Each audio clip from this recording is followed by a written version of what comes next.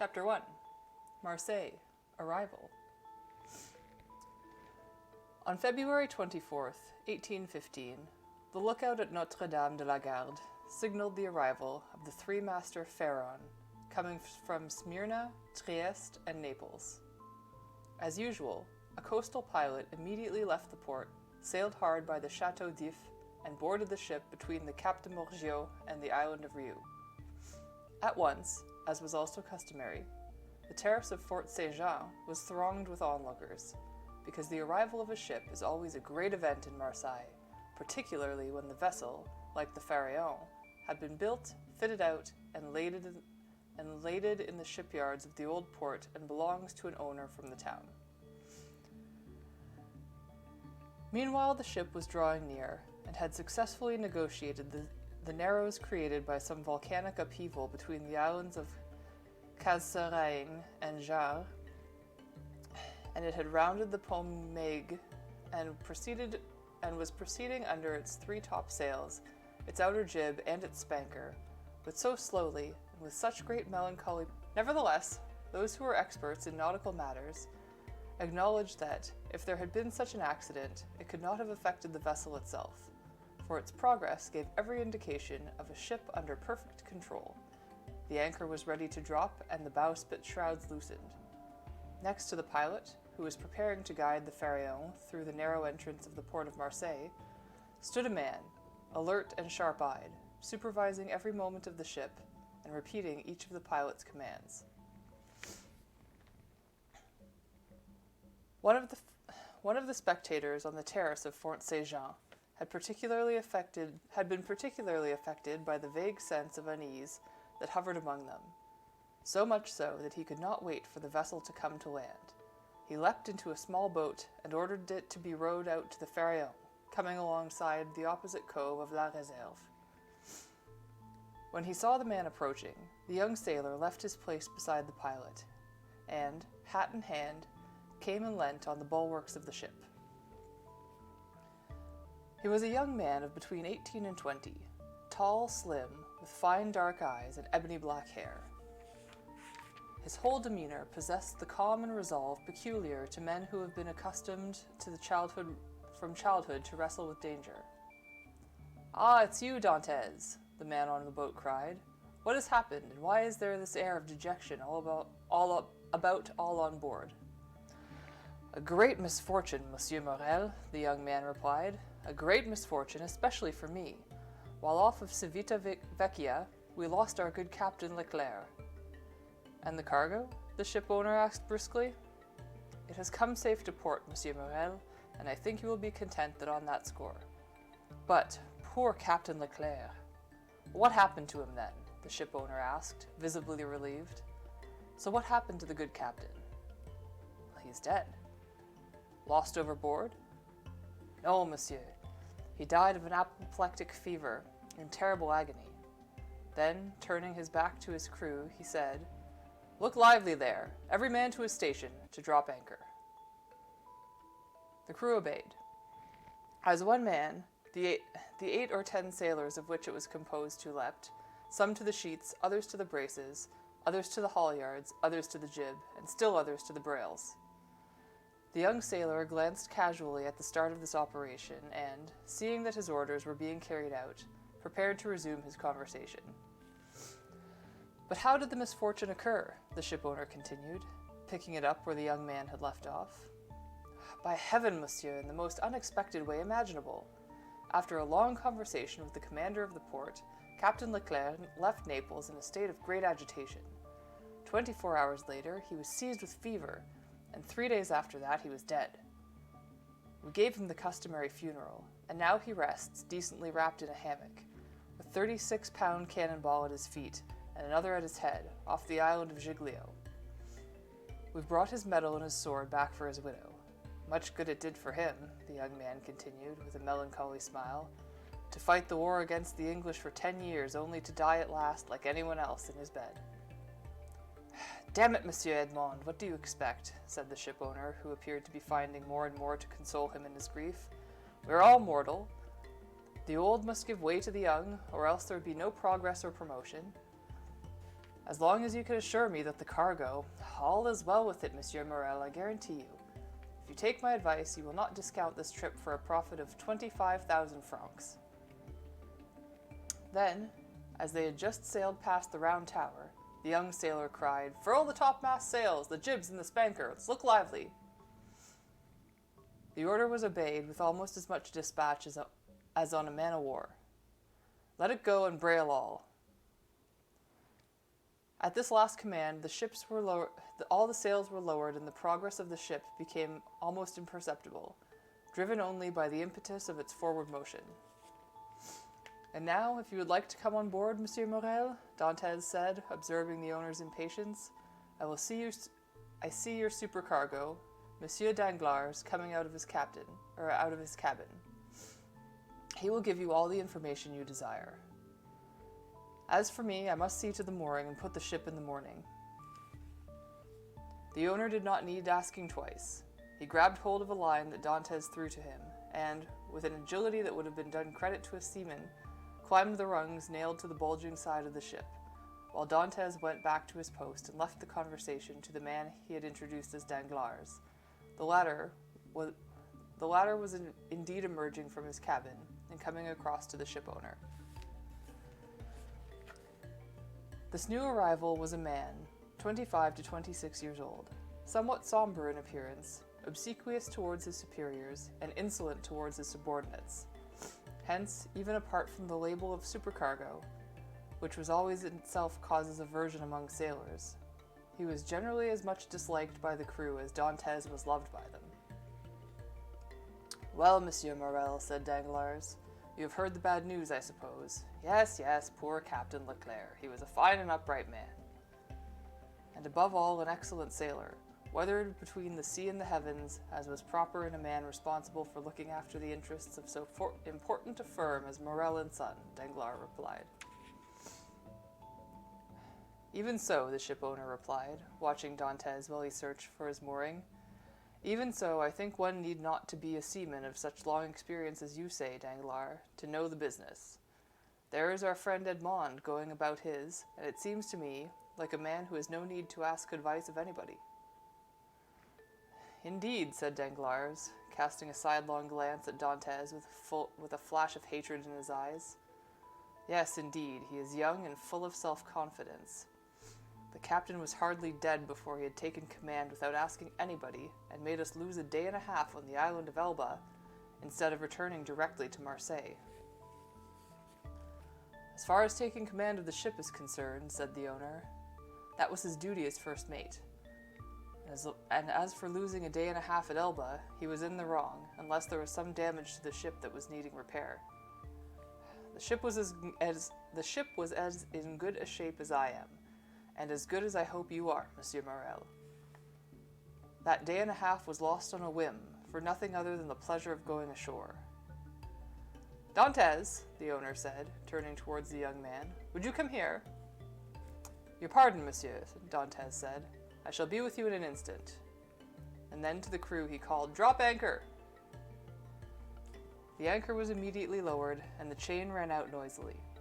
Dantès stayed at his post, even though the pilot was there, until the last operation had been carried out, and then ordered, "Lower the pennant and the flag to half-mast. Unbrace the yards."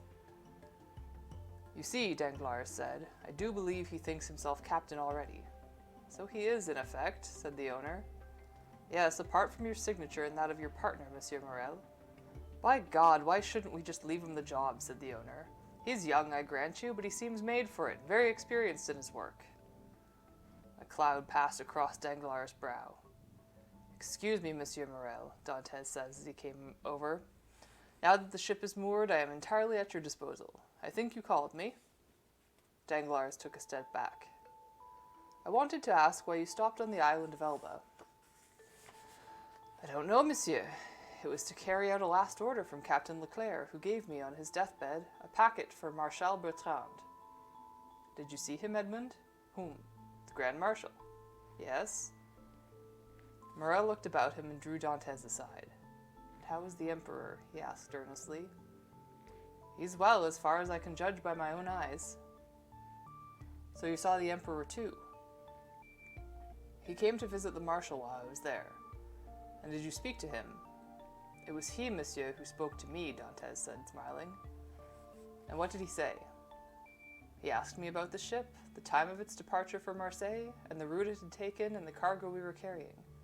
I think that, had it been empty and I the master of it, he intended to buy it. But I told him that I was only the first mate and the ship belonged to the firm of Morel and Son. Ah yes, he said, I do know them. The Morels had been ship owners from father to son, and then there was Morel who served in the same regiment as I did, and when I was garrisoned at Valence. By heavens, that's a fact, the ship owner cried with delight. It was Policar Morel, my uncle, who later made captain. Dantes, tell my uncle that the emperor remembered him, and you will bring tears to the old trooper's eyes. Come now, he went on, putting a friendly arm across the young man's shoulders. You did well to follow Captain Leclerc's instructions and stop on Elba, even though, if it were known that you gave a packet to the marshal and spoke to the emperor, you might be compromised. Well, how could it compromise me, monsieur? Said Dantes. I don't even know what I was carrying, and the emperor only asked me the same questions that he would put to anyone else. But please excuse me, he continued. The health authorities and customs are coming on board. With your permission. Of course, my dear Dantes. Carry on. The young man went off, and as he did so, Danglars returned. So, he asked, it appears that he gave you a good reason for stopping off at Porto Ferraio? Excellent reason, my dear Danglars. Well, I am pleased to hear it, the other replied. It is always distressing to see a comrade fail in his duty. Dantes did his duty, the ship owner answered, and there is no more to be said of it. It was Captain Leclerc who ordered him to put into port. Well, speaking of Captain Leclerc, did he not give you a letter from him? Who? Dantes. Not to me, was there one? I believe that, apart from the packet, Captain Leclerc entrusted him with a letter. What packet are you referring to, Danglars? The same that Dantes delivered when he stopped at Porto Ferraio. And how did you know he had a packet to deliver at Porto Ferraio? Danglars blushed. I was passing by the door of the captain's cabin, which was partly open, and I saw him handing the packet and a letter to Dantes. He did not mention it, said the owner, but if he has had such a letter, he will give it to me. Danglars thought for a moment. In that case, Monsieur Morel, I beg you to say nothing about it to Dantes. I must have been mistaken. At that moment, the young man came back, and Danglars left them.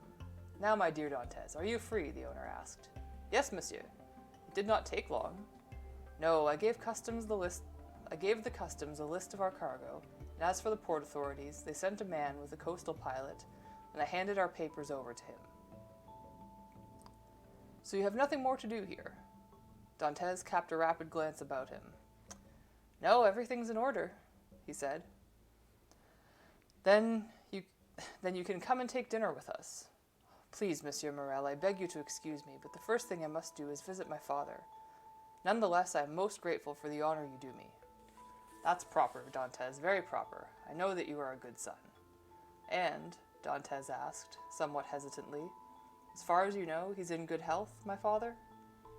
I do believe so, my dear Edmund, though I have not seen him.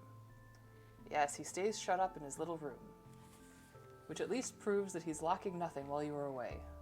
Dantes smiled. My father is a proud man, monsieur, and even if he were short of everything, I doubt he would have ever asked help from anyone in the world except God. Now when you have done that, we can count on your company. I must beg you once more to excuse me, Monsieur Morel, but after our first visit, there is another that is no less important to me. Ah, Dantes, that is true. I was forgetting that there is someone in Les Catalans who must be expecting you with no less impatience than your father, the lovely Mercedes. Dantes smiled. Aha, the owner said. Now I understand why she came 3 times to ask for news of the Pharaon. Dash it, Edmund, you're a lucky fellow to have such a pretty mistress. She's not my mistress, monsieur, the young sailor said gravely. She is my fiancée. It sometimes amounts to the same thing, the owner said with a chuckle. Not for us, monsieur, Dantes replied. Come, my dear Edmund, the owner continued. Don't let me detain you. You have looked after my business well enough for me to give you every opportunity to look after your own. Do you need any money?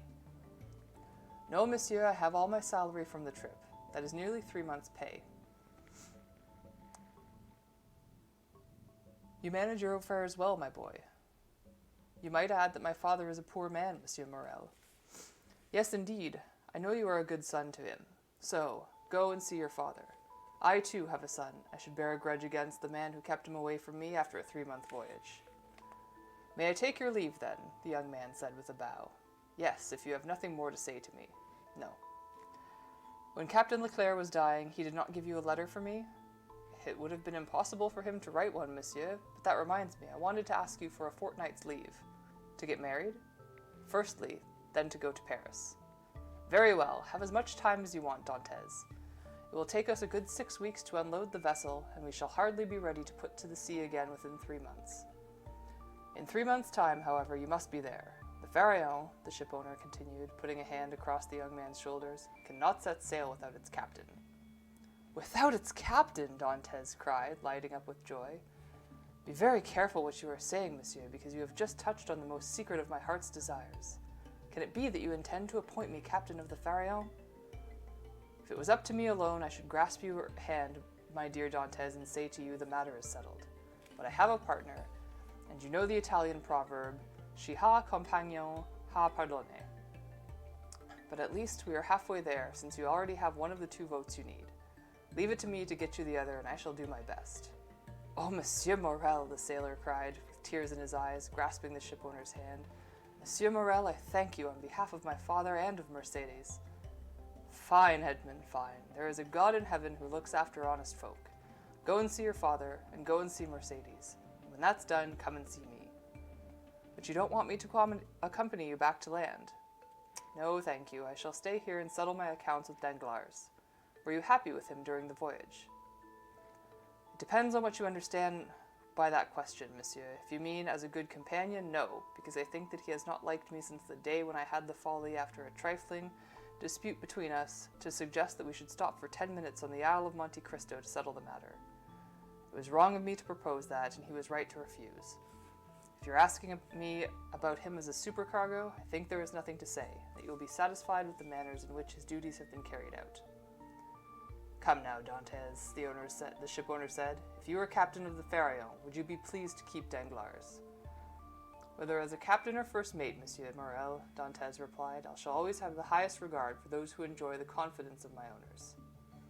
Well, well, Dantes, you are clearly a fine lad, in every respect. Let me detain you no longer, for I can see that you are on the tenterhooks. May I take my leave? Asked Dantes. Go on, I'm telling you. Will you permit me to use your boat? Take it. Au revoir, Monsieur Morel, and thank you 1,000 times. Au revoir, dear Edmund, and good luck. The young sailor leapt into the boat, seated himself in the stern, and gave the order to row across to the Canebière. 2 sailors immediately bent down over their oars, and the vessel proceeded as fast as it could, among the thousands of small boats that obstruct the sort of narrow alleyway leading between the 2 lines of ships from the harbor entrance to the Quai d'Orléans.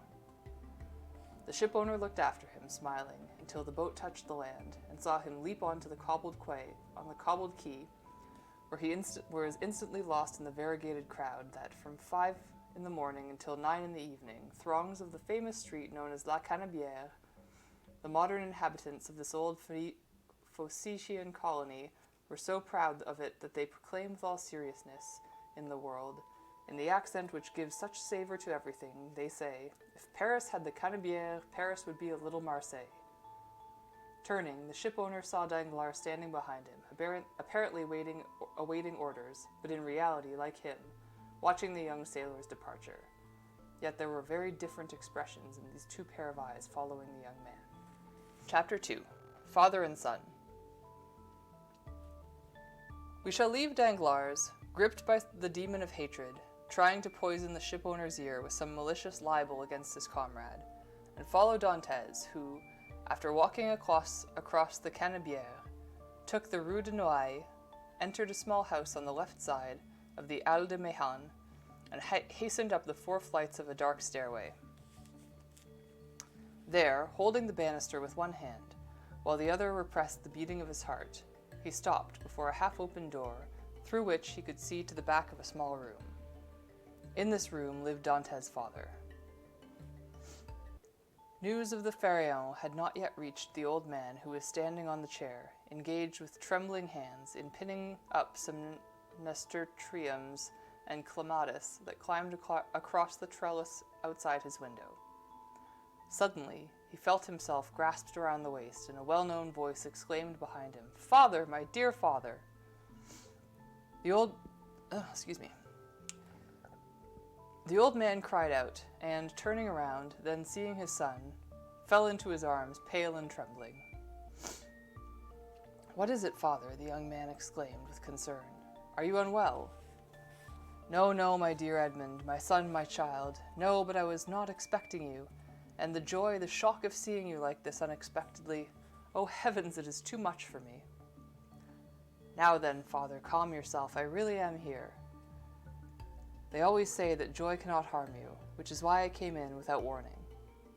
Come now, smile. Don't look at me like that with those wild eyes. I'm back, and there is happiness in store for us." "I'm pleased to hear it, my boy," the old man continues. "But what happiness? What are you going to say? Are you going to stay with me from now on? Come, tell me about your good fortune." "God forgive me," the young man said, "for rejoicing at good fortune which has brought grief to the family of another. But God knows I had never wished for it. It has happened, and I do not have the heart to grieve at it all. Our good Captain Leclerc is dead, father, and it seems likely that, thanks to Monsieur Morel's support, I shall have his command. Do you understand, father? A captain at 20, with a salary of 100 louis and a share in the profits. Isn't that better than a poor sailor like myself could ever expect?" "Yes, my son, yes. This is indeed a stroke of luck. So I wanted you to have a little house with the first money I earn, and a garden to grow your clematis, and your nasturtiums, and your honeysuckle. But what's wrong, father? You look ill." "An instant, don't worry, it's nothing." And, his strength failing him, he leant back. "Father," cried the young man, "come, have a glass of wine, it will revive you. Where do you keep your wine?" "No, thank you, don't bother to look for it, there's no need," he replied, trying to restrain his son. "Yes, there is, father, show me it." He opened one or two cupboards. "It's a waste of time," the old man said, "there's no wine left." "What, no wine?" Dantes said, paling in turn as he looked the old man's sunken and livid cheeks to the empty cupboards. "What, you have no wine left? Have you been short of money, father?" "I'm short of nothing now that you are here," the old man said. "But I left you 200 francs, Dantes stammered, wiping the sweat from his brow. 2 months ago, as I was leaving." "Yes, Edmund, you did, but when you left you forgot a small debt to my neighbor Caderousse. He reminded me of it and said that if I did not settle it on your behalf, he would go and reclaim it from Monsieur Morel. So, you understand, I was afraid that it might do you some harm. And I paid it." "But," Dantes exclaimed, "I owed Caderousse 140 francs." "Yes," the old man mumbled. "And you paid him out of the 200 francs that I left you?" His father nodded. "Which means that you lived for 3 months on 60 francs, the young man exclaimed. "You know how small my needs are." "Oh, heaven, heaven, forgive me," Edmund cried, falling on his knees in front of the old man. "What are you doing? Ah, you have broken my heart." "Pah, you are here," the old man said with a smile. "All is forgotten, because all is well." "Yes, I am here," said the young man. "Here I am with a fine future and a little money. Here, father, take it, and send out for something immediately."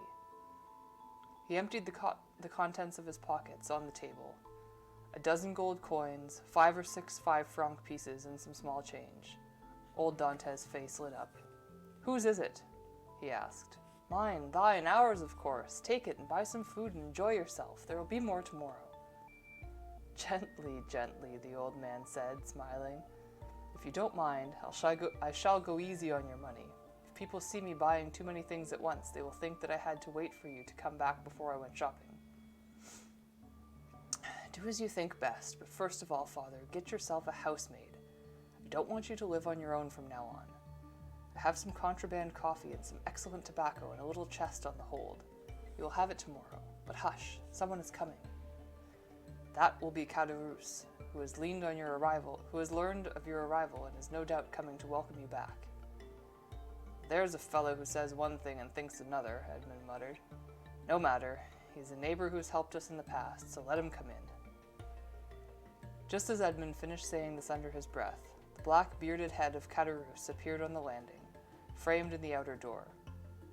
A man of 25 or 26 years of age, he was holding a piece of cloth, which, being a tailor, he was about to fashion into the lining of a jacket. You're back again, then, Edmund, he said, with a thick Marseille accent and a broad smile, revealing teeth as white as ivory. As you can see, neighbor, entirely at your service, Dantes replied, his polite formula barely disguising his coldness towards the man. Thank you. Fortunately, I need nothing. In fact, it is sometimes others who need me, Dantes bridled. I am not saying that for you, my boy. I lent you money and you returned it. That's how things are done between good neighbors, and we're quits. We are never quits with those who have done us a favor, said Dantes. Even when one ceases to owe them money, one owes them gratitude. There is no sense in speaking of that. What's past is past. Let's talk about your happy return, young man. I just happened to go down to the harbor to fetch some brown cloth when I met our friend Danglars. You're in Marseille, I exclaimed. Yes, as you see. I thought you were in Smyrna. I could well be, because I had just come back from there. And where is young Edmund, then? At his father's, I suppose, Danglars told me. So I came at once, Caderousse concluded, to have the pleasure of shaking the hand of a friend. Dear Caderousse, the old man said, he is so fond of us. Ah, indeed I am, and I hold you all in the greater esteem, since the honest people are so rare. But it seems you have come into money, my boy, the tailor went on, glancing at the handful of gold and silver that Dantes had left on emptied on the table. The young man observed a flash of greed light up in his neighbor's dark eyes. Heavens, no, he said casually, that money is not mine. I was just telling my father that I was afraid that he might want it for something while I was away, and to reassure me, he emptied his purse on the table. Come, father, he continued, put that money back in your pocket, unless, of course, our neighbor needs some for himself, in which case it is at his disposal. Oh, indeed not, my boy, said Caderousse. I need nothing, and, thank God, my business holds body and soul together. Keep your money, keep it. One can never have too much. Still, I am obliged for your offer, and as much as if I had taken advantage of it. It was well meant, said Dantes. Oh, I don't doubt that it was. So, I learn that you are on good terms with Monsieur Morel, sly one that you are. Monsieur Morel has been very good to me, Dantes answered. In that case, you were wrong to refuse dinner with him. What do you mean, refuse dinner? Old Dantes asked. Did he invite you to dinner? Yes, father, Edmund said, smiling at his astonishment on learning of this high honor. So why did you refuse, son? So I could come straight back here, father, the young man answered. I was anxious to see you. I explained the reason for my refusal, and I hope he understood it. Even so, to be promoted to captain, one must flatter one's bosses a little. I expect to become captain without that, Dantes retorted. So much the better. All your old friends will be pleased for you, and I know someone over there, behind the Citadel Saint Nicolas, who will not be unhappy about it either. Mercedes, the old man said. Yes, father, Dantes resumed. And, with your permission, now that I've seen you, and now that I know you are well, and that you have all that you need, I would like to ask your leave to go and visit Les Catalans. Go, child, old Dantes said, and may God bless you as much as in your wife as he has blessed you in my son. His wife, Caderousse said. Hold on, old man, hold on. As I know, she's not that yet. No, Edmund replied, but in all probability she soon will be. Never mind, Caderousse, never mind. You have done well to hurry back, my boy. Why? Because Mercedes is a beautiful girl, and beautiful girls are never short of admirers, especially that one. There are dozens of them after her. Really, Edmund said with a smile, not entirely concealing a hint of unease. Oh yes, Caderousse continued, and some with good prospects too. But, of course, you are going to be a captain, so she'll sure be not to refuse you. By which you mean, Dantes said, smiling, but barely concealing his anxiety, that if I were not a captain— Ah, said Caderousse. Come now, the young man said. I have a better opinion than you of women in general, and Mercedes in particular. And I am persuaded that, whether I were captain or not, she would remain faithful to me. So much the better. When one is going to get married, it is always a good thing to have faith. But enough of that. Take my advice, lad, and don't waste any time in telling her of your return and letting her know of your aspirations. Well, I'm going at once, said Edmund. He embraced his father and nodded to Caderousse and left. Caderousse stayed longer, and then, taking his leave of Elder Dantes, followed the young man down and went to find Danglars, who was waiting for him on the corner of Rue Senac. Well, Danglars asked, did you see him? I've just left them, said Caderousse. Did he talk of his hope of being made a captain? He spoke of it as if he had already been appointed. Patience, Danglars says. It seems to me that he is rather in too much of a hurry. Why, it seems Monsieur Morel has given him his word, so he is pleased. He's even insolent about it. He already offered me his services like some superior personage. He wanted to lend me money like a banker or other. You refused?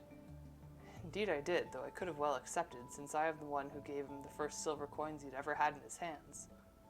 But now Monsieur Dantes has no need of anyone, and he is going to be a captain. Said Danglars, he's not one yet. My God, it would be a fine thing if he wasn't, said Caderousse. Otherwise there'll be no talking to him. If we really want, said Danglars, he will stay as he is, and perhaps become even less than he is. What do you mean? Nothing, I was talking to myself. Is he still in love with the beautiful Catalan? Madly, he has gone there now, but, unless I am gravely mistaken, he will not find things altogether to his liking. Explain. What does that matter? That is more important than you think. You don't like Dantes, do you? You don't like his arrogance. Well then, tell me what you know about the Catalan woman. I have no positive proof, but I have seen things, as I had said, that made me think that the future captain will not be pleased with what he finds around the Chemin Vieille Infirmier. What have you seen? Come on, tell me. Well, I have observed that every time Mercedes comes into town, she is accompanied by a large Catalan lad with black eyes, ruddy cheeks, very dark in color, and very passionate, whom she calls my cousin. Ah, indeed. And do you think this cousin is courting her? Well, I imagine so. What else does a fine lad of 21 do to a pretty girl of 17? And you say that Dantes has gone to Les Catalans? He left before me. Suppose we were to go in the same direction, stop in the Réserve, and, over a glass of La Malgue wine, learn what we can learn. Who would tell us anything? We shall be on the spot and we'll see what has happened from Dantes's face. Let's go then, Caderousse said. But are you paying? Certainly, Danglars replied. The two of them set off at a brisk pace for the spot that they had mentioned, and, when they arrived, called for a bottle and 2 glasses. Old Pamphile had seen Dantes go by less than 2 minutes before.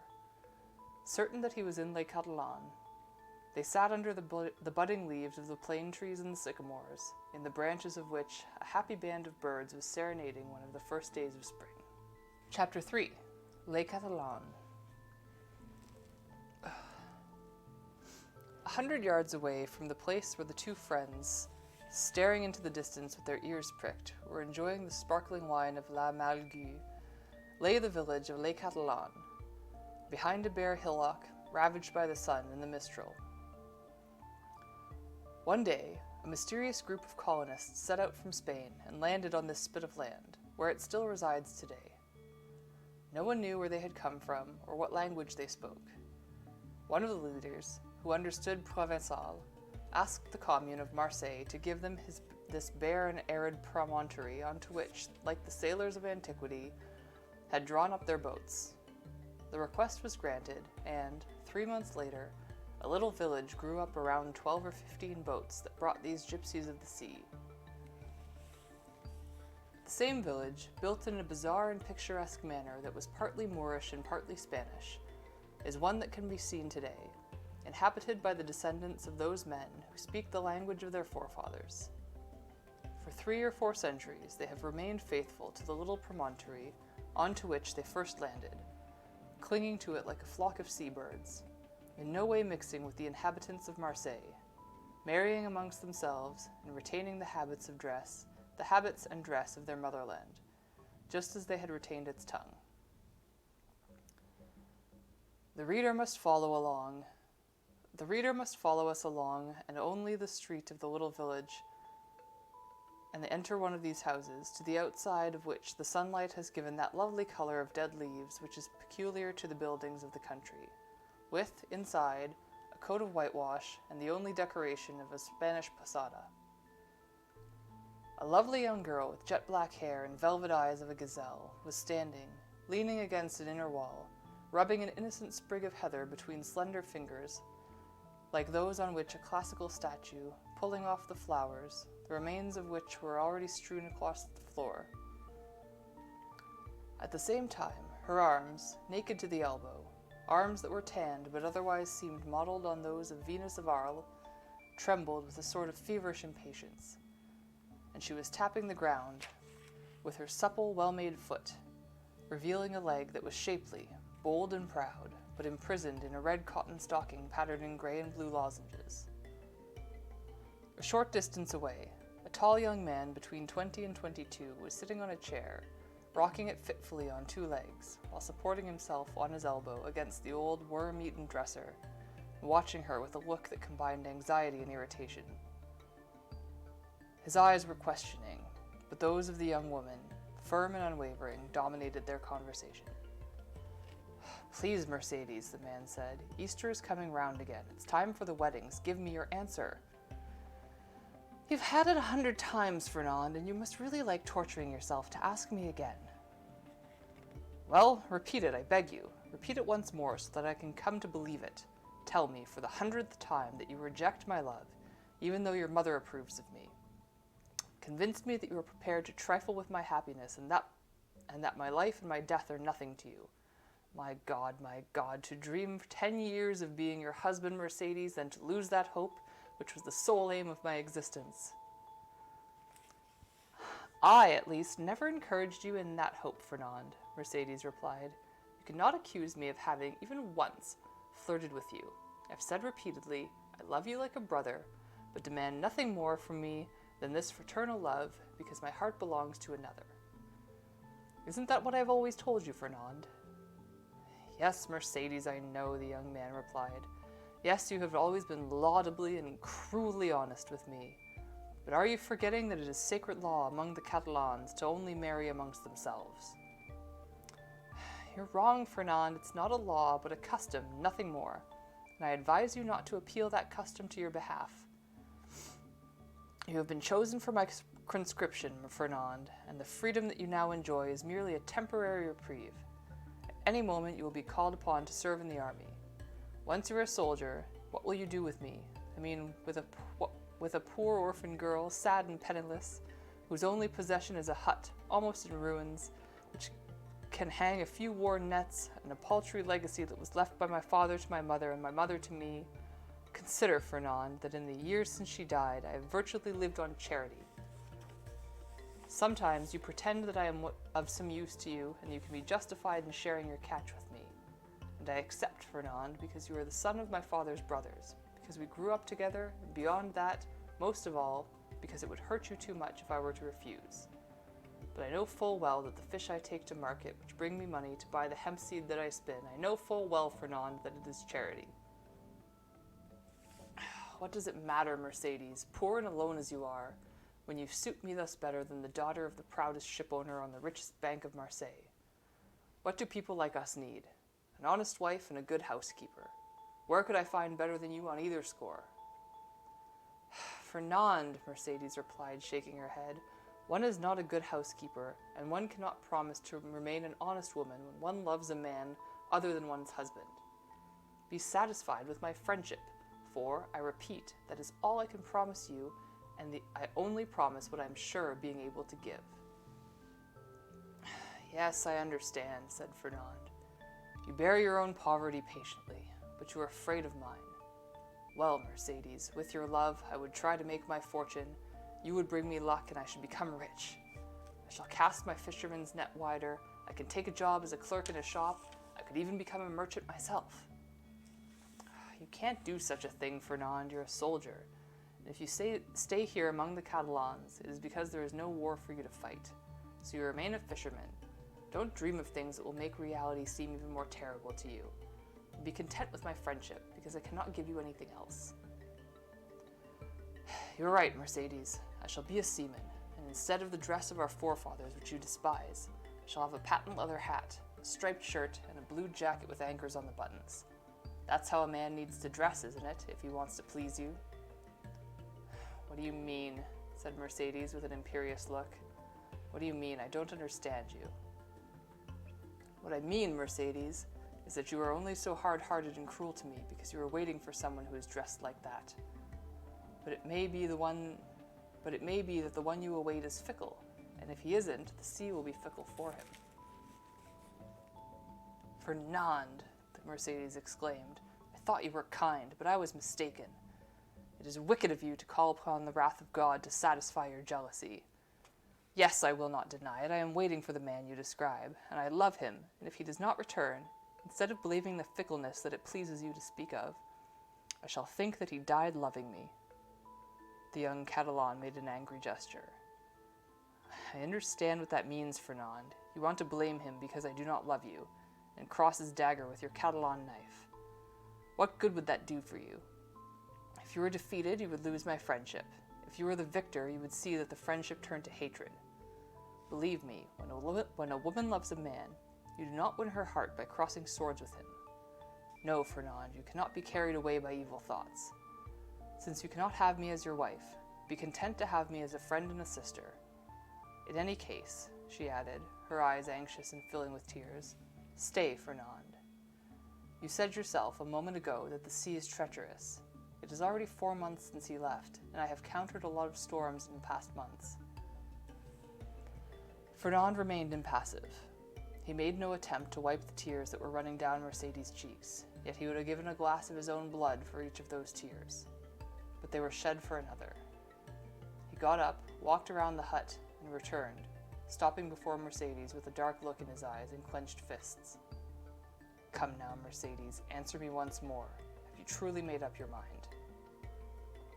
"I love Edmond Dantes," the young woman said coldly, "and no one will be my husband except Edmond."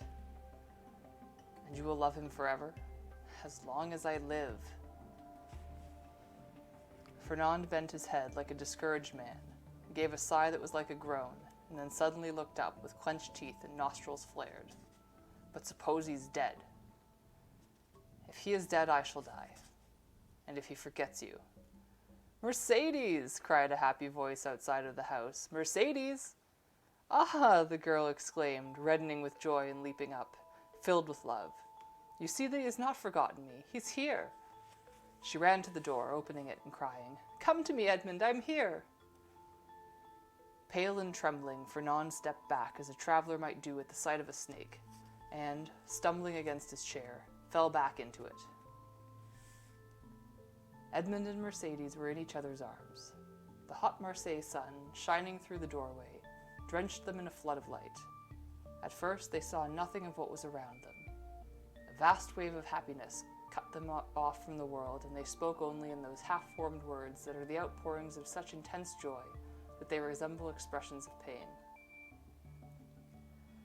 Suddenly, Edmond noticed the somber figure of Fernand, pale and threatening in the darkness. With a gesture of which he was not even himself aware, the Catalan had laid his hand on his knife at his belt. "Oh, forgive me," Dantes said, raising an eyebrow. "I did not realize that we were not alone."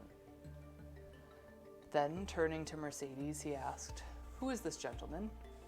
"He will be your best friend, Dantes, because he is my friend, and he is my cousin and brother. This is Fernand, which means he is the man whom, after you, I love most in the world. Don't you recognize him?" Ah, yes, indeed, Edmund said. And without leaving Mercedes, whose hand he held clasped in his own, he extended the other with a cordial gesture towards the Catalan.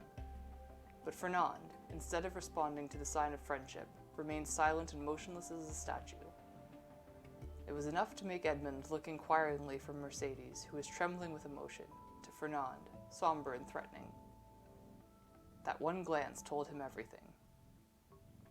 His brows clouded with rage. I did not realize that had I hurried round to see you, Mercedes, only to find an enemy here. An enemy? Mercedes exclaimed, looking angrily in the direction of his cousin. An enemy in my house, you say, Edmund? If I had thought that, I should take your arm and go with you to Marseille, leaving this house never to return. Fernand's eyes lit up with rage. And if any misfortune were to befall you, my dear Edmund, she continued with the same cool determination, proving to Fernand that she had read the sinister depths of his mind, if any misfortune should happen to you, I should climb up the Cap de Morgio and throw myself headlong onto the rocks. The blood drained from Fernand's face. But you are wrong, Edmund, she continued. You will have no enemies here. The only person here is Fernand, my brother, who is going to shake your hand like a true friend. With these words, the girl turned her imperious face towards the Catalan, and he, as if mesmerized by her look, slowly came across to Edmond and held out his hand.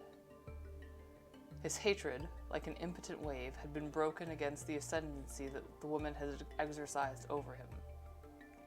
But no sooner had he touched Edmund's hand than he had felt he had done what was possible for him to do, and rushed out of the house. Ah, he cried, running like a madman and burying his hands in his hair. Ah, who will deliver me from this man? Wretch that I am, wretch that I am. Hey, Catalan, hey, Fernand, where are you going? A voice called to him. The young man stopped dead, looked around, and saw Caderousse at a table with Danglars under a leafy arbor. What now? Said Caderousse. Why don't you join us? Why are you in such a hurry that you don't have time to say hello to your friends? Especially when they still have almost a full bottle in front of them, Danglars added. Fernand stared at the two men with a dazed look and did not answer. He seems a bit down in the dumps, Danglars said, nudging Caderousse with his knee. Could we be wrong? Contrary to what we thought, could it be that Dantes has got the upper hand? Why, we'll just have to find out, said Caderousse. And turning back toward the young man, he said, Well, Catalan, have you made up your mind? Fernand wiped the sweat from his brow and slowly made his way under the vault of leaves. Its shade appeared to do something to calm his spirits, and its coolness brought to bring a small measure of well-being back to his exhausted body. Good day, he said. I think you called me? I called you because you were running along like a madman, and I was afraid you would go and throw yourself into the sea, Caderousse said with a laugh. Devil take it. When one has friends, it is not only to offer them a glass of wine, but also to stop them from drinking 3 or 4 pints of water. Fernand gave a groan that resembled a sob, and let his head fall into his wrists, which were crossed on the table. Well now, do you want me to tell you what, Fernand? Caderousse said, coming straight to the point with that cruel brutality of the common man whose curiosity makes him forget any sense of tact. You look to me like a man who has been crossed in love. He accompanied his quip with a roar of laughter. Danglars retorted, a lad built like that is not to be unhappy to love. You must be joking, Caderousse. Not at all, the other said. Just listen to him sigh. Come, Fernand, come now. Lift your nose off the table and tell us. It is not very mannerly to refuse you to answer your friends when they are asking after your health. My health is fine, said Fernand, clenching his fists without looking up. Ah, Danglars, you see now, Caderousse said, winking at his friend. This is how things are. Fernand here, who is a fine, brave Catalan, one of the best fishermen in Marseille, is in love with a beautiful girl called Mercedes. But it appears that, unfortunately, the girl herself is in love with the second mate of the Pharaon. And as the Pharaon came into port this day, you follow me? No, I don't, said Danglars. Poor Fernand has got his marching orders, Caderousse continued. So what then, said Fernand, lifting his head and looking at Caderousse like a man anxious to find someone on whom to vent his wrath. Mercedes is her own woman, isn't she? She's free to love whomever she wants. Oh, if that's how you take it, said Caderousse, that's another matter. But I thought you were a Catalan, and I have been told that the Catalans are not men to let themselves be pushed aside by a rival. They even said that Fernand in particular was fearsome in his vengeance. Fernand smiled pityingly. A lover is never fearsome, he said. Poor boy, Danglars continued, pretending to grieve for the young man from the bottom of his heart. What did you expect? He didn't imagine that Dantes would suddenly return like this. He may have thought him dead or unfaithful, who knows? Such things are all the more distressing when they happen to us so suddenly. In any event, said Caderousse, drinking as he spoke, and starting to show the effects of the heady wine of La Malgueux, in any event, Fernand is not the only person to have been put out by Dantes' fortunate return, is he, Danglars? No, what you say is true. I might add that it will bring him misfortune. No matter, Caderousse went on, pouring out some wine for Fernand and replenishing his own glass for the 8th or 10th time, though Danglars hardly touched the one in front of him. No matter. In the meantime, he will marry Mercedes, the lovely Mercedes. He has come back for that at least. While the other was speaking, Danglars directed a piercing look at the young man, on whose heart Caderousse's words were falling like molten lead. And when is the wedding? He asked. Oh, that's not settled yet, Fernand muttered. No, but it will be, said Caderousse, just as surely as Dantes will be captain of the Pharaon, don't you think, Danglars? Danglars shuddered at this unexpected stab and turned towards Caderousse, studying his face now to see if the blow had been premeditated. But he saw nothing except covetousness on his face, almost besotted with drink. Very well, he said, filling the glasses. Let's drink to Captain Edmond Dantes, husband of the beautiful Catalan. Caderousse lifted his glass to his lips with a sluggish hand and drained it in one gulp. Fernand took his and dashed it to the ground. Ha ha ha, Caderousse. What can I see over there on the crest of the hill, coming from the Catalan village? You look, Fernand, your eyesight is better than mine. I think I'm starting to see less clearly. As you know, wine is a deceptive imp. It looks to me like two lovers walking along side by side, hand in hand. Heaven forgive me. They don't realize that we can see them. And look at that, they're kissing each other. Danglars marked every single trait of the anguish that had crossed Fernand's face, and its features changed before his eyes. Don't you know who they are, Monsieur Fernand? Yes, the other replied dully. It's Monsieur Edmond and Mademoiselle Mercedes. There, you see, said Caderousse. I didn't recognize them. Hey, Dantes! Hey there, pretty girl! Come down here for a moment. Let us know when the wedding is. Fernand here is so stubborn he won't tell us. Why don't you be quiet, said Danglars, pretending to restrain Caderousse, who, with drunken obstinacy, was leaning out the arbor. Try to stay upright and let the lovers enjoy themselves in peace. Why, look at Monsieur Fernand, he's being sensible. Why not try and do the same? It may be that Fernand, driven to the limit and baited by Danglars, like a bull by the bandolieros, would finally have leapt forward, for he had already stood up, and appeared to be gathering strength to throw himself at his rival. But Mercedes, upright and laughing, threw back her lovely head, and shot a glance from clear eyes. At that moment, Fernand recalled her threat to die if Edmond should die, and slumped back, discouraged on his chair. Danglars looked at the two men, one besotted by drink, the other enslaved by love, and murmured, I shall get nothing out of these two idiots. I fear I am sitting here between a drunkard and a coward. On one hand, I have a man eaten up by envy, drowning his sorrows in drink when he should be intoxicated with venom. On the other, a great simpleton, whose mistress has just been snatched away under his very nose, who does nothing except for weep like a child and feel sorry for himself. And yet he has the blazing eyes of a Spaniard, a Sicilian, or a Calabrian, those people who are such experts when it comes to revenge. Fists that should crush a bull's head as surely as a butcher's mallet. Fate is definitely on Edmund's side. He will marry the beautiful girl, become captain, and laugh in our faces. Unless I take a hand in it. Caderousse, half standing, with his fists on the table, was still shouting, "Hello there! Hello, Edmund! Can't you see your friends, or are you too proud to talk to them?" "No, my dear Caderousse, I am not proud, but I am happy, and happiness, I believe, is even more dazzling than pride." "At last all is explained, Caderousse. Oh, good day to you, Madame Dantès." Mercedes bowed gravely and said, "That is not yet my name. In my country, they say it is bad luck to call a young woman by the name of her betrothed before she has become her husband. So please, call me Mercedes." "You must forgive my good neighbor Caderousse," Dantès said. "He so seldom makes a mistake." "So when is the wedding to take place shortly, Monsieur Dantès?" Danglars greeted the two young people. "As soon as possible, Monsieur Danglars. Today, everything is to be agreed at my father's house, and tomorrow, or at the latest the day after, we shall have the engagement dinner there at La Réserve. I hope that my friends will join us. You, of course, are invited, and Monsieur Danglars, and you too, Caderousse." "And Fernand?" Caderousse asked, with a coarse laugh. "Will Fernand be there as well?"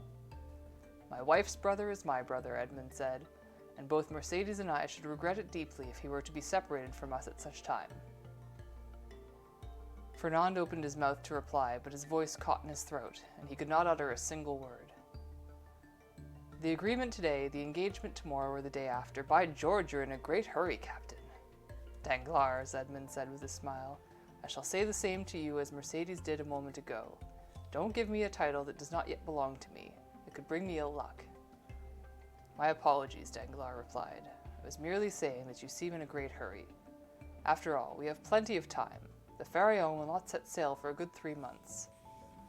One always hurries towards happiness, Monsieur Danglars, because when one has suffered much, one is at pains to believe in it. But I am not impelled by selfishness. I have to go to Paris." "Ah, indeed, to Paris. Will this be your first visit, then, Dantès?" "Yes." "You have business there?" "Not of my own, but a final request that I must carry out for our poor Captain Leclerc. You understand, Danglars, the mission is sacred to me. In any event, don't worry. I shall be gone as long as it takes to go there and return."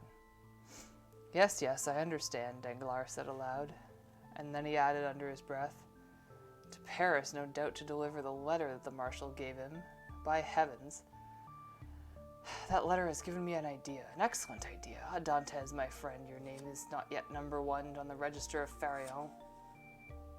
Then, turning back to Edmund, who was leaving, he shouted, "Bon voyage!"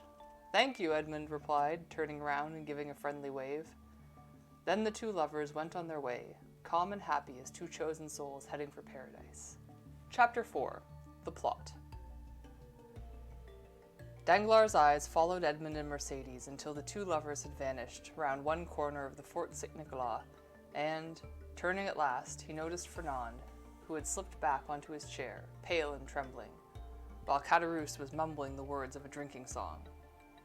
"My good sir," Danglars told Fernand, "not everyone, I think, is happy about this marriage." "I am in despair," Fernand said.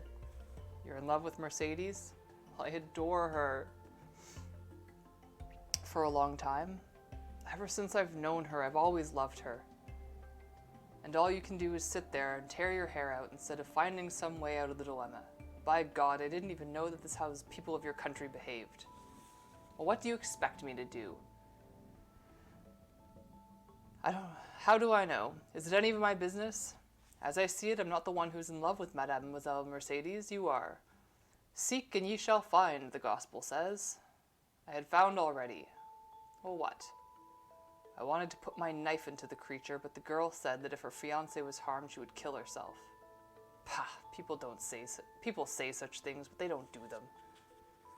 You don't know Mercedes, monsieur. If she threatens to do something, she will. Idiot, Danglars muttered. What does it matter whether she kills herself or not, provided Dantès does not become captain? And before Mercedes dies, Fernand went on, in firmly resolute tones, I should die myself. Well, there's love for you, said Caderousse, in a voice increasingly slurred by drink. There's love, or I don't know it. Come now, said Danglars. You seem an agreeable enough lad to me, and by Jove, I'd like to ease your sorrow, but... Yes, Caderousse said. Come on now. My good friend, Danglars remarked, you are 3/4 drunk. Go the whole way and finish the bottle. Drink, but don't interfere with our business, because you need a clear head for what we're doing. Me, drunk, said Caderousse. Never. I could take another 4 of your bottles, which are no bigger than the bottles of eau de cologne. Père Pamphile, bring us some wine. And to make the point, Caderousse banged his glass on the table. You were saying, monsieur? Fernand asked, impatient to hear what else Danglars had to tell him. What was I saying? I don't remember. This drunkard Caderousse has put it quite out of my mind. Drunkard, if you like, a curse on those who fear wine. It's because they have an evil thoughts, and they are afraid that wine will loosen their tongues. Caderousse began to sing the last 2 lines of a song which was very much in vogue at the time. The flood proved beyond a doubt all wicked men do water to drink. You were saying, monsieur, Fernand continued, that you'd like to ease my sorrow, but you added... Ah, yes, but I added that, to give you satisfaction, it is enough for Dantès not to marry the one you love. And this marriage, it seems to me, could very well not take place, even if Dantès does not die. Only death will separate them, said Fernand. You have the brains of an oyster, my friend, said Caderousse, and Danglars here, who is a sharp one, crafty as a Greek, will prove you wrong. Do it, Danglars. I've stuck up for you. Tell him that Dantès doesn't have to die. In any case, it would be a pity if he did. He's a good lad, Dantès. I like him. Your health, Dantès. Fernand rose impatiently to his feet. Let him babble, Danglars said, putting a hand on the young man's arm. And for that matter, drunk as he is not so far wrong. Absence separates as effectively as death. So just suppose that there were walls of a prison between Edmond and Mercedes that would separate them no more or less than a tombstone. Yes, but people get out of prison, said Caderousse, who was gripping onto the conversation with what remained of his wits. And when you get out of prison and you are called Edmond Dantès, you take revenge. What does that matter, said Fernand. In any event, Caderousse continued, why should they put Dantès in prison? He hasn't stolen anything, killed anyone, committed any murder. Shut up, said Danglars. I don't want to shut up, said Caderousse. I want to know why they should put Dantès in prison. I like Dantès. Dantès, your health. He poured back another glass of wine. Danglars assessed the extent of the tailor's drunkenness from his dull eyes and turned towards Fernand. So, do you understand that there is no need to kill him, he says. No, surely not, if, as you said a moment ago, there was some means of having Dantès arrested. But do you have such means? If we look, Danglars answered, we can find one. But damn it, why should this concern me? What business is it of mine? I don't know why it should concern you, Fernand said, grasping his arm. What I do know is that you have some private animosity against Dantès. A man who feels hatred cannot be mistaken about that feeling in others. I have reason to hate Dantès? None, I swear. I saw that you were unhappy and took an interest in your unhappiness, and that's all. But if you are going to imagine that I am acting on my own behalf, then farewell, good friend. You can manage for yourself. Here, Danglars himself made as if to get up. No, stay, said Fernand. When it comes down to it, if there's no matter to me whether you have some bone to pick with Dantès or not. I do, and I freely admit it. Find the means and I shall carry it out. As long as there is no murder involved, for Mercedes said that she would kill herself if anyone killed Dantès. Caderousse, who had let his head fall on the table, lifted it, and turned his dull, drink-sodden eyes on Fernand and Danglars. Kill Dantès? Who's talking about killing Dantès? I don't want him killed, he's my friend. This morning he offered to share some money with me, and I shared mine with him, and I don't want anybody to kill Dantès. Who said anything about killing him, idiot? Danglars went on. It's nothing more than a joke. Drink to his health and leave us be, he added, filling Caderousse's glass. Yes, to Dantès' health, said Caderousse, emptying his glass. His health, like that.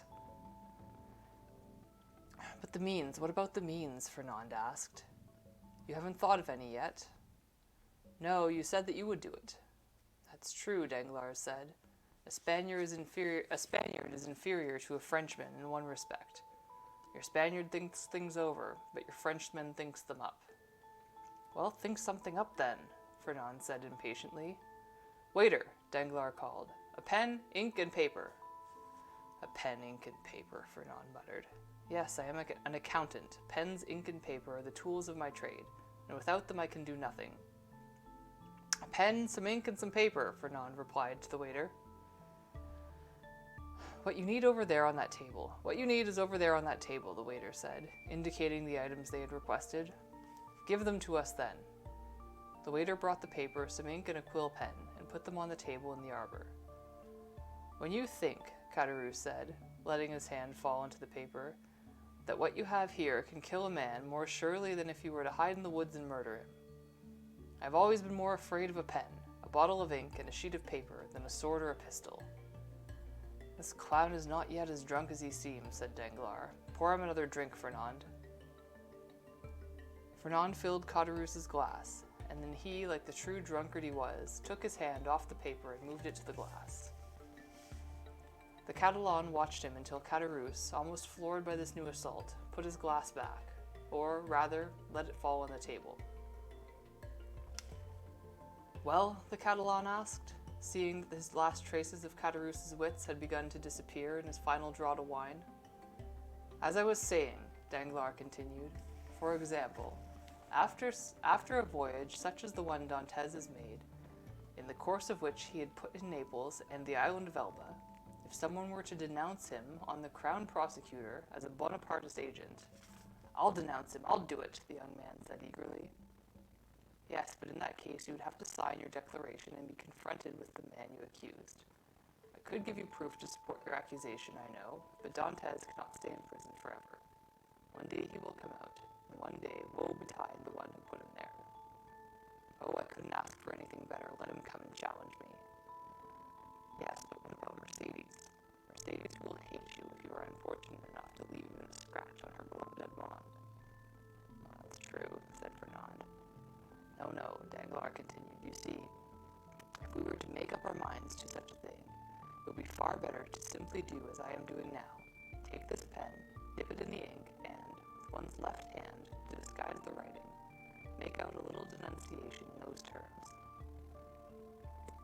To illustrate his meaning, Danglars wrote the following lines with his left hand, the writing sloping backwards so that it bore no resemblance to his usual handwriting, then passed it to Fernand, who read in a hushed voice. The Crown Prosecutor is advised, by a friend of the monarchy and the faith, that one Edmond Dantès, first mate of the Pharaon, arriving this morning from Smyrna, after putting in at Naples and Portoferraio, entrusted by Murat, with a letter for the usurper, and by the usurper, with a letter to the Bonapartist Committee in Paris. Proof of his guilt will be found when he is arrested, since the letter will be discovered either on his person or at the house of his father, or in his cabin on board the Pharaon. So there we have it, Danglars continued. In this way, your revenge would be consistent with the common sense, because it would in no way be traced back to you, and the matter would proceed of its own accord. You would merely have to fold the letter, as I am doing now, and write on it, to the Crown Prosecutor. That would settle it. And Danglars wrote the address with a simple stroke of pen.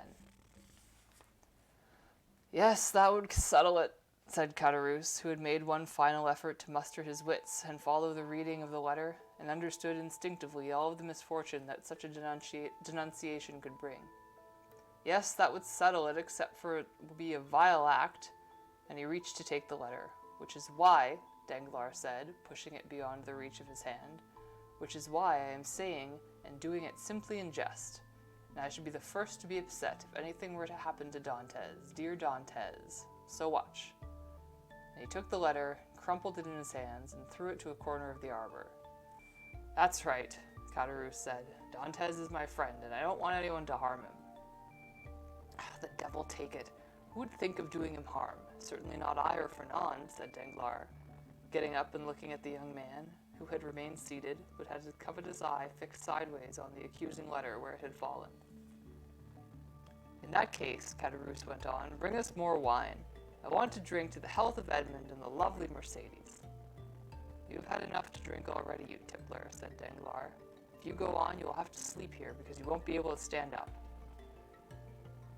Me, said Caderousse, rising with the ridiculous movement of a drunken man. Me, not able to stand up. I wager I could go up to the belfry of Les Accoules without wavering. Well, if you wish, said Danglars, I accept the wager, but for tomorrow. Today, it is time to go home. So give me your arm and let's get started. Let's go, said Caderousse, but I don't need your arm for it. Are you coming, Fernand? Come back with us to Marseille. No, said Fernand, I'm going back to Le Catalan. Don't be silly, come back with us to Marseille, come on. Well, I have no business in Marseille, and I don't want to go there. What did you say, you don't want to, my lad?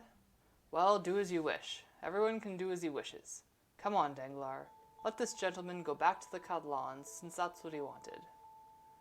Danglars took advantage of Caderousse's momentary inability to drag himself towards Marseille, but, to leave a shorter and easier way free for Fernand, instead of going back via the Quai de la Rive Neuve, he went through Port Saint-Victor.